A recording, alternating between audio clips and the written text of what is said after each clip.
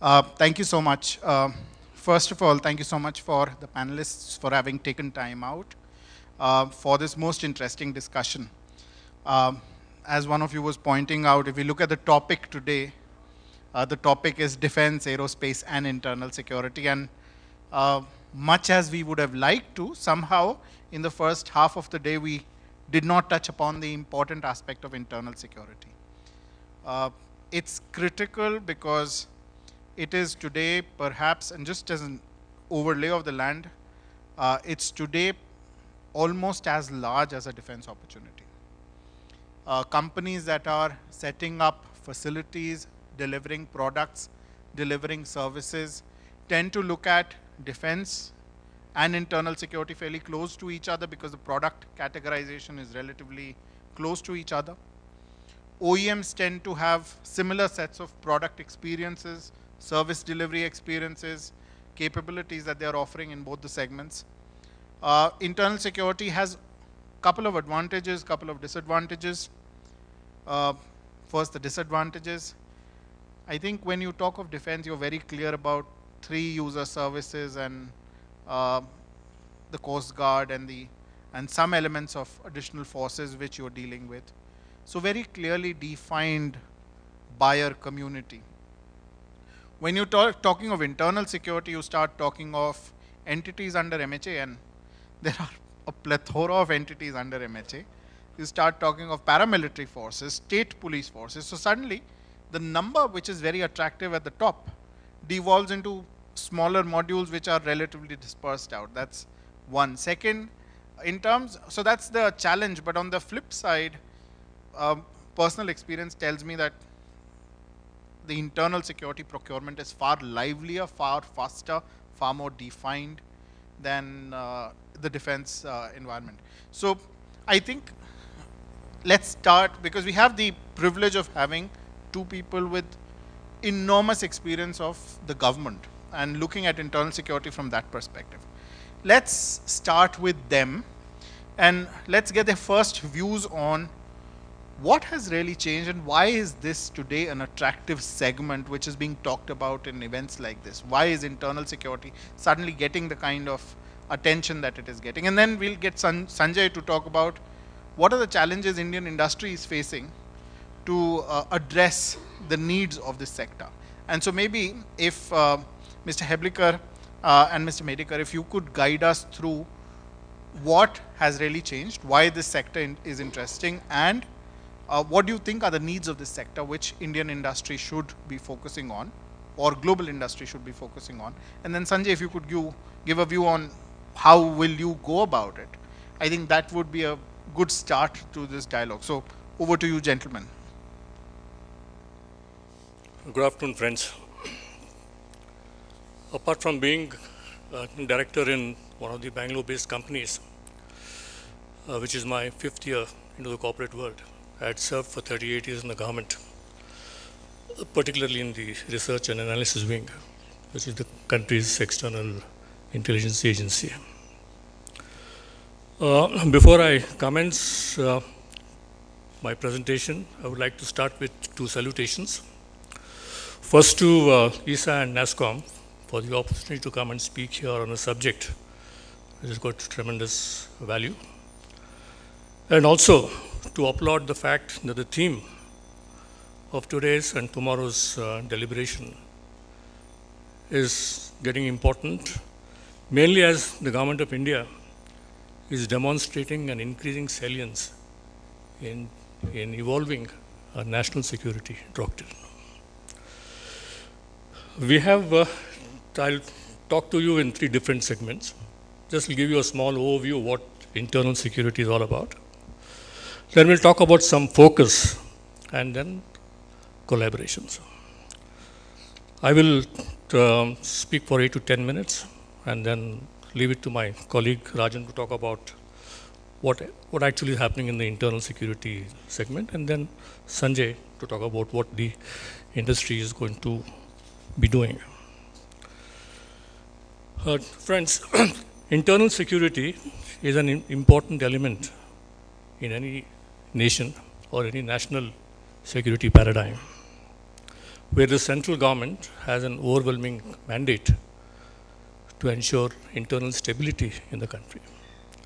Without internal stability, you would probably have less of economic development, so less of progress. When we talk about India, internal security is states-centric. The state governments or the union territories have been vested with the responsibility of maintaining public security, public safety, and stability. So they are the first responder in any event or threat to internal security within their own jurisdiction. The central government steps in depending on the seriousness of the situation with its multiple resources to help the state governments overcome their problems. And as we were just talking, the central government's resources are vast and huge. Let's look at the political landscape. Decade on decade, the security environment internally has witnessed ethnic unrest, militancy, terrorism, political violence, and public reactions to political mismanagement, to lack of governance, and growing corruption. So to say that no state or union territory is therefore free from threats and challenges is to state the obvious. In today's political landscape remains disturbed, right from the north to the south and from the east to the west. We feel that there is no oasis of any amount of semblance of stable law and order situation. For the purpose of our discussion today, when we talk about opportunities, let's look at the 28 states and 7 union territories in India which constitute our internal security matrix. A majority of these states confront several threats and challenges, both conventional and asymmetrical. Some states even have multiple challenges. So as I would say, the situation is far from normal, far from satisfactory. One of the biggest issues that we need to understand that the states are a vital link in our national security mechanism, but this vital link is personified by a weakness of service delivery. Where there is a threat to law and order, the state police force is the first responder in all cases. That's where it represents the government of the state, which is in a bigger picture, the first responder to any event. So these police forces constitute the first responder syndrome where they have to look at upcoming threats or to look at what's happening in their midst. What I am saying here has been reflected by the present governor of J&K, Mr. N.N. Vohra, who while delivering a speech in Delhi last year at the United Service Institution he lamented rather, and expressed anxiety on the poor performance of state police forces, especially special armed units to deal with changing threat levels in their respective jurisdictions, in respective areas. And as we all know, Mr. Vohra had been a former Home Secretary. He had been associated with the Kargil Review Committee as one of the members and had been a member of many committees in the Government of India which dealt with many other areas of law enforcement. Let's look at the opportunity. If a state-by-state survey is conducted, we can create a huge playlist of over 200 items that these 28 states and 7 union territories might require to meet not only their existing contemporary requirements, but over the horizon development that might unfold in the future. And this playlist of 200 items does not include certain mandatory items such as training, equipment, transport, and communications. The state governments receive a lot of assistance from the central government by way of police modernization grants, looks at funding the state governments to 30 to 40% by giving them central government funds, which sometimes are grants which are not reclaimed from the states to deal with such kind of issues. But in where we need to look at some of these areas of requirements of the state police forces, I leave it to the expert, my colleague Rajan, to throw his perspective on it. There are talked about technology. As I was telling Rahul and Sanjay during lunchtime, that a major portion of what I learned in the morning was a discussion that related to aerospace and defense. And I wondered whether internal security was the third, maybe the most neglected child in the entire national security paradigm. But I'm assured by what I was told that yes, there is a vibrant ecosystem at work where the requirements of the central and state organizations are being met on a continuing basis. One of the most challenging things that we look at in India is that our internal security challenges are manpower intensive. In the central government, we have central armed police forces, which are now in excess of 1.8 million. And this is growing. If we have read the paper about a few days ago, the government of India have approved the raising of another 20 battalions, India Reserve battalions, for being deployed in Chhattisgarh.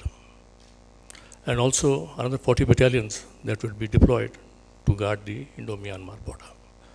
So instead of having a different approach, we are now having a mathematical approach in trying to augment our security requirements.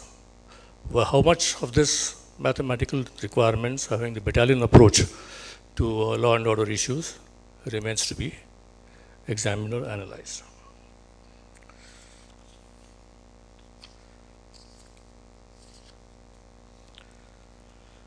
The number of areas that which I have always been thinking is something that we need to consider is bring in technology and give an important space in management of internal security. It's only in the last 2 or 3 years that we find that there is a slow accretion of technology into our central armed police forces or even to the state police forces. I remember 2 years ago when the current NACA was talking to BSF officers at one of their functions, he told them that they now need to look at more technology in border management systems and that they should try and bring out a over-the-horizon requirement for the next 5 to 7 years. And I find that the BSF have now come out with an RFP for unarmed aerial vehicles. There are other areas where the central armed police forces are trying to improve themselves. The Indian Institute of Management in Mumbai, in Powai, Mumbai, is now helping the state police forces on how to deal with, how to use technology in counterinsurgency warfare. And the government of India have given IIM Powai 100 crore rupees to develop suitable products. But there is slow accretion of technology. The CRPF is now aligning with the National Institute of Information Technology to meet its communication requirements. Then we have development of safe communication and cyber security system for central armed police forces.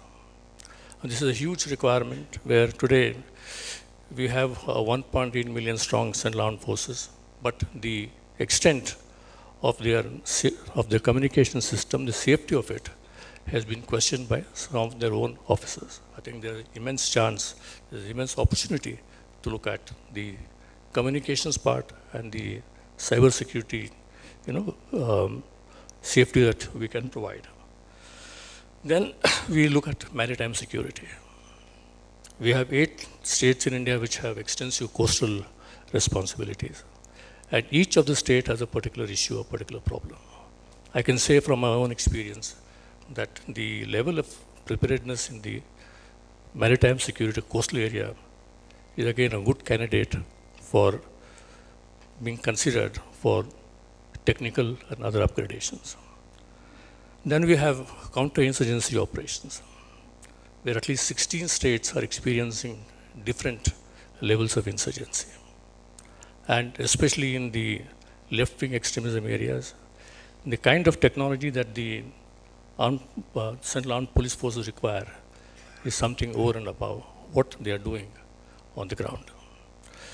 We are not a country like Brigadier Sharma mentioned earlier in the day that have used our Air Force assets or Army in a different way on our own civilian population or people who have been indulging in anti-national activities.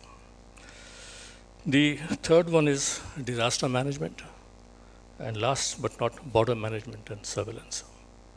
So we have got at least 3 border guarding organizations in India, the BSF, the ITBP and the SSP. And the kind of equipment, the kind of terrain they operate, right from Bhuj to Mizoram, requires a different set of equipment, different mindset how to look at these issues.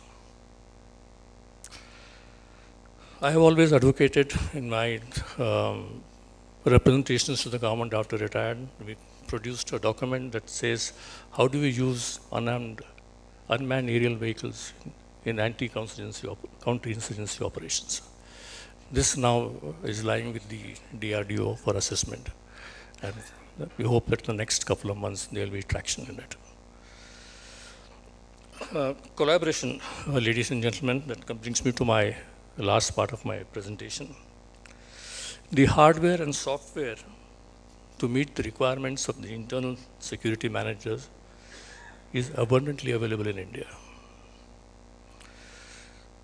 And this particular software and hardware is perhaps a little different than what the Indian Defense Forces, the military, have in their inventories. Here we are looking at people who have been trained with a different set of ideals, different parameters, unlike the Army, Navy, or the Air Force, or even the Coast Guard.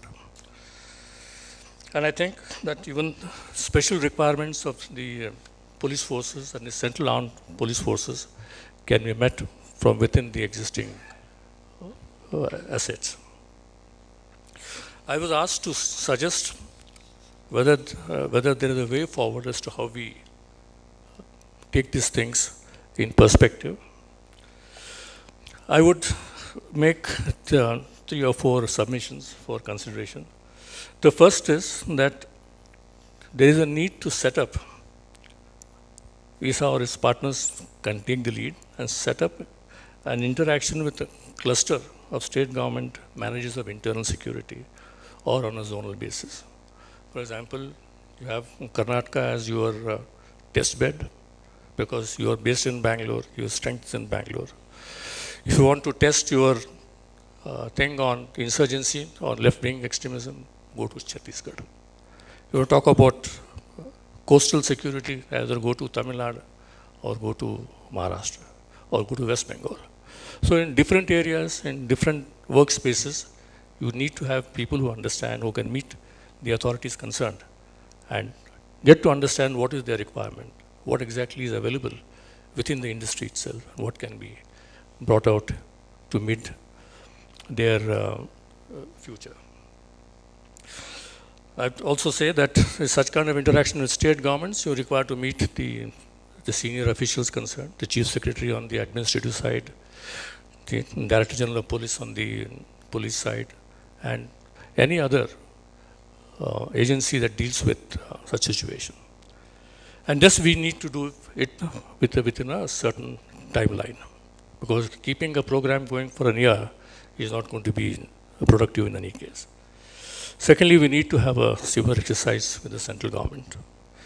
The Central Armed Police Forces are not going to be our only clients. You look at the Department of Customs, the Directorate General of Revenue Intelligence, or you talk about the Railway Protection Force. All these government department and agencies require next generation or contemporary equipment to meet whatever are the challenges they face in today's world.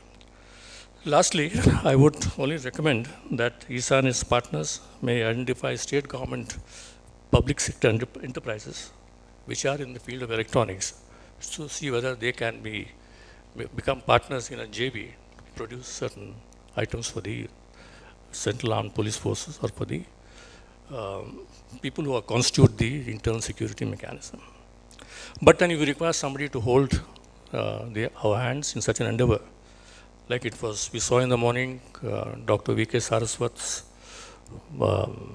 presentation on various issues. I think the Niti Aayog would be a one-stop shop for such kind of interaction between the industry and the Central Armed Police Forces, where you have clarity and the Niti Aayog can articulate your concerns or our concerns with the different government departments and ministries. Thank you.